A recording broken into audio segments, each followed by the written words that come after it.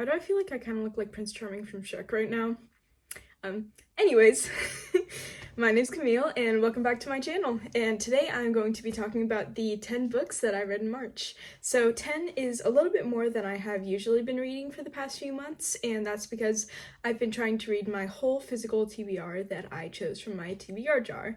And yeah, I was successful and I'm really happy about that, and hopefully I'll be able to do that in the next month as well.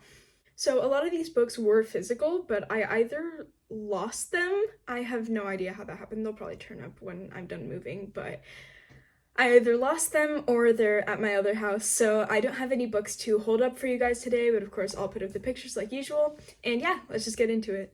So first up we have Mr. Wrong Number by Lynn Painter, and I did not like this book, and I don't really want to talk about Lynn Painter because she doesn't support Palestine, so yeah. Moving on from that one, I read I Hope This Doesn't Find You by En Liang, and this is an academic rivals to lovers teenager story set in Australia, and it's between these two Asian characters. They are both very big go-getters, set extremely high expectations for themselves. They're both like the equivalent of head boy, I guess. I don't know, man. Australia and Britain are weird, but anyways, they're like the best students at the school. I guess they're like valedictorian. Anyways, I'm gonna get off that tangent. And their names are Sadie and Julius. And Sadie keeps a mental tracker in her head of who has more points. So she assigns points to certain achievements that either of them has made, and it just shows how she's so competitive. And in a To All the Boys I Loved Before-esque strain of events, her emails get leaked, and they're all hate emails. And so they get sent to the people that they were addressed to, and most of the emails are addressed to Julius. And they're all completely just hate towards him and just talking about how much she doesn't like him, fixating on him, almost to the point where it seems like she's kind of in love with him. And so with that as the catalyst, a lot goes on, but they eventually become lovers, and you'll just have to see how and read the book. So I gave this one 4 stars. I thought it was really cute. Definitely didn't give me that 5-star feeling or anything, but there wasn't really anything wrong with it. I think it would have been a little bit better if it was longer, but yeah, really enjoyed this one, would recommend it. Next up, I read a book under Wednesday Books, so I'm not going to be talking about that one. After that, I read Set on You by Amy Lee, and this is about Crystal and Scott. And Crystal is a gym influencer, and she's plus size, which is really cool. It's awesome to see that representation. And Scott is a firefighter. So Crystal deems Scott squat rack thief when he is essentially trying to get her attention because he thinks she's pretty but is negging her. So he steals her squat rack and constantly gets in her way, just trying to get her attention, and eventually they end up making out in the locker room. After that, Crystal learns that her grandma is getting married to Scott's grandpa. So now they're in that situation and they meet up at a family get-together and realize that they're going to be connecting families now, and it just goes from there. So, you know, this does sound a little bit incesty. I definitely think so, but because they're so late in life and they're not like growing up together, and their grandparents are both like 80 and just getting married, I don't really think there's much wrong with it. But anyways, I think I'm gonna give this book like a 3.25 stars. It wasn't anything amazing, and the romance wasn't anything special. It was pretty generic, but I liked the friend and the sister, and there are books about them in this series, so I think I might read those.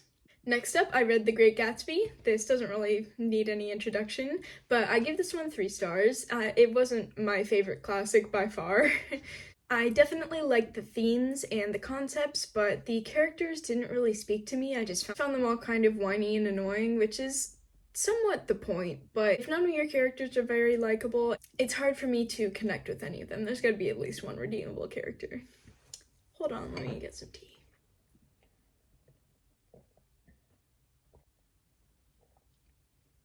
Anyways, read this for school. It was okay, not my favorite thing. Next up, we have Darius the Great by Adib Khorram, and this is about Darius, and he is Persian American. His dad is white and his mom is Iranian, and so they go to Iran because his mom's dad, his grandpa, is sick. He has brain cancer and is going to die very soon, and his mom wanted him and his sister to meet him before he dies.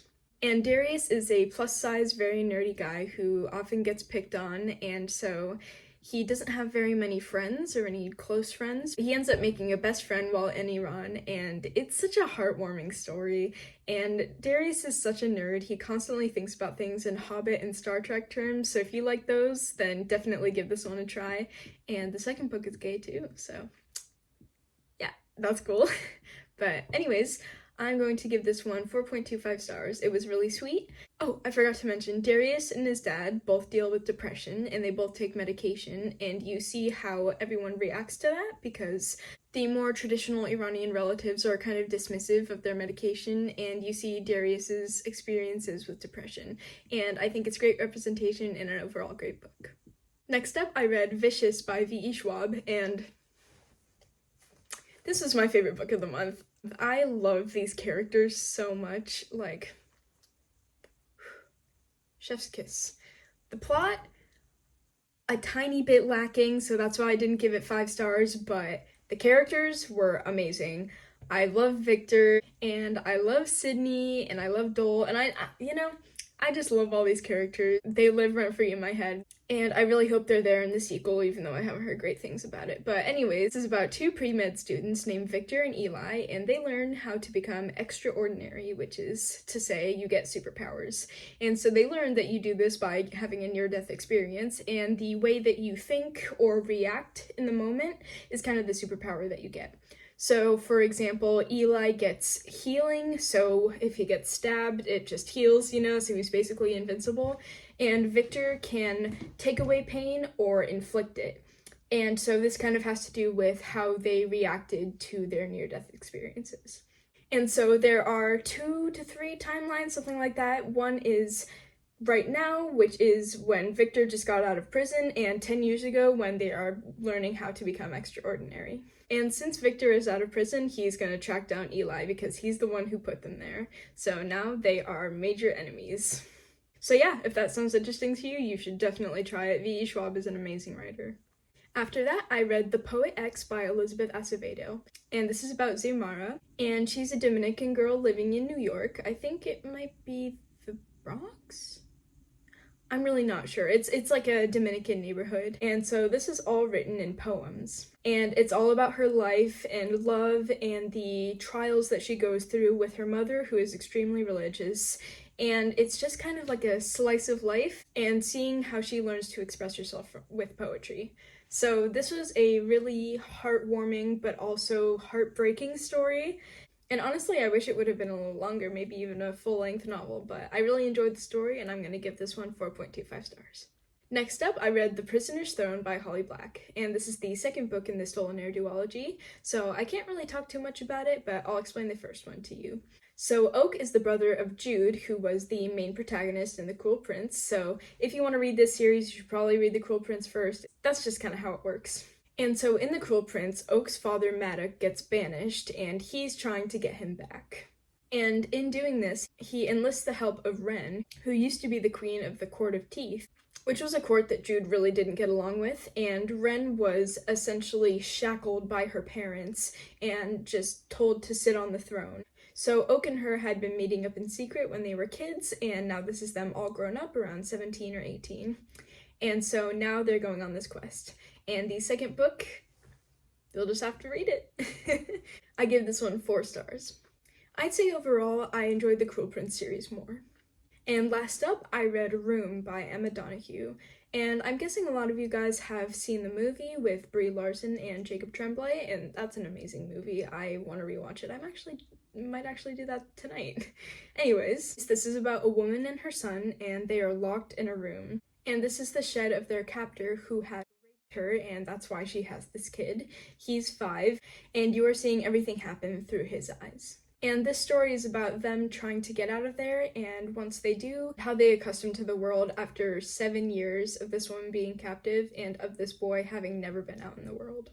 This is a really fascinating idea, and it brings up a lot of great points, and unfortunately the audiobook, it sounded like a kid, so I had to find like a text-to-speech one on YouTube, so that wasn't amazing, but besides that, it was an enjoyable book. I'm gonna give it 3.75 stars. Yeah, I'm gonna go watch the movie after this. So that's all for my March reading wrap up. Hopefully I'll see you guys next month, and hopefully I've read all of my TBR jar reads. So yeah, I hope you have a great rest of your day. I'll see you soon. Bye.